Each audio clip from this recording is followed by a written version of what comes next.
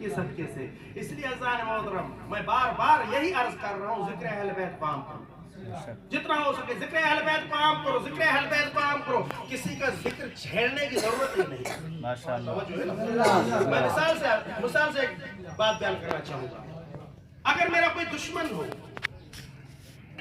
میں اگر دشمن کو گالیاں دوں گا، دشمن کو برا بھلا کہوں گا، تو اتنا فائدہ نہیں ہوگا جتنا فائدہ اس وقت ہوگا جب میں اپنی فضیلتیں بیان کروں گا، ماشاءاللہ، جب میں اپنی صفات بیان کروں گا، صفات حسنہ، نیک صفات بیان کروں گا.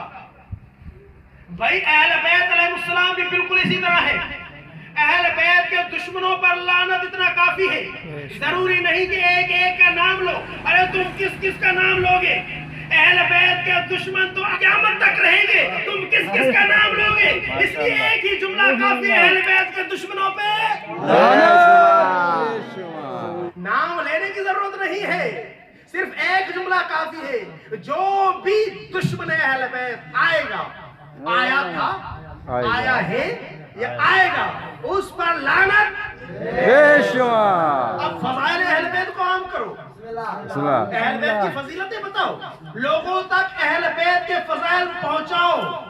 مولا کا فرمان ہے، کل میں نے عرض کیا تھا، رحم اللہ عبدا احیا امرنا.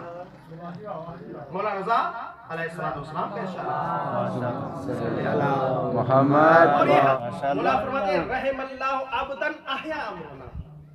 اللہ تعالیٰ رحم کرے اس بندے پر جو ہمارے امر کو زندہ کرتا ہے. کہا گیا اے امام، آپ کا امر کس طرح زندہ ہوتا ہے؟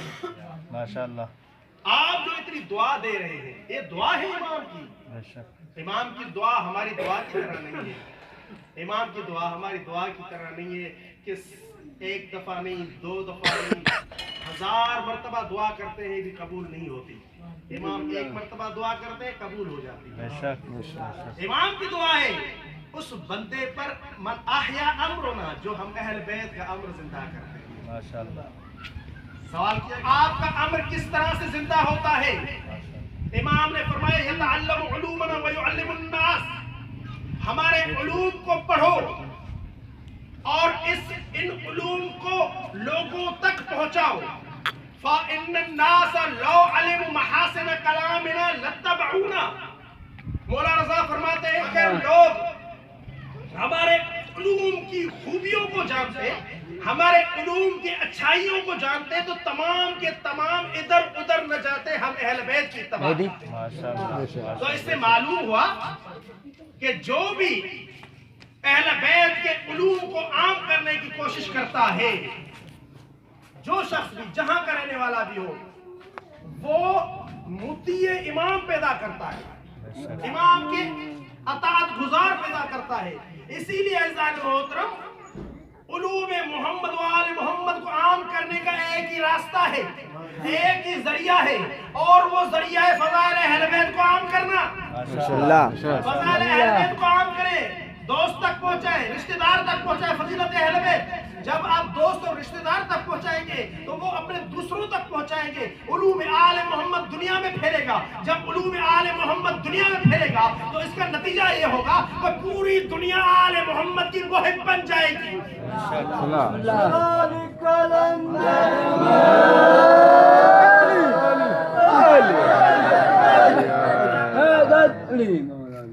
مطیع امام بناؤ. امام کے مطیع بنانا ہمارا اور آپ کا فرض ہے.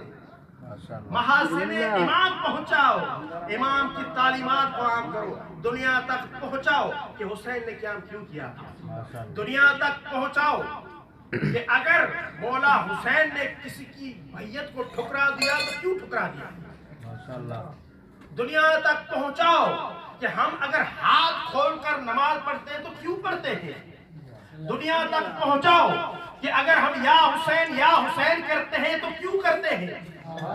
دنیا تک پہنچاؤ کہ ہم یزید پر لعنت کرتے ہیں تو کیوں کرتے ہیں. دنیا تک پہنچاؤ ہم دشمنان اہل بیت پر لعنت کرتے ہیں تو کیوں کرتے ہیں. دنیا تک پہنچاؤ. ہم رات کے وقت روزہ افطار کرتے ہیں تو کیوں کرتے ہیں؟ دنیا تک یہ باتیں پہنچاؤ. جب آپ دنیا تک یہ تمام باتیں پہنچا دو گے عزیزان محترم تو گویا آپ نے امام کے پیروکار بنا لیے.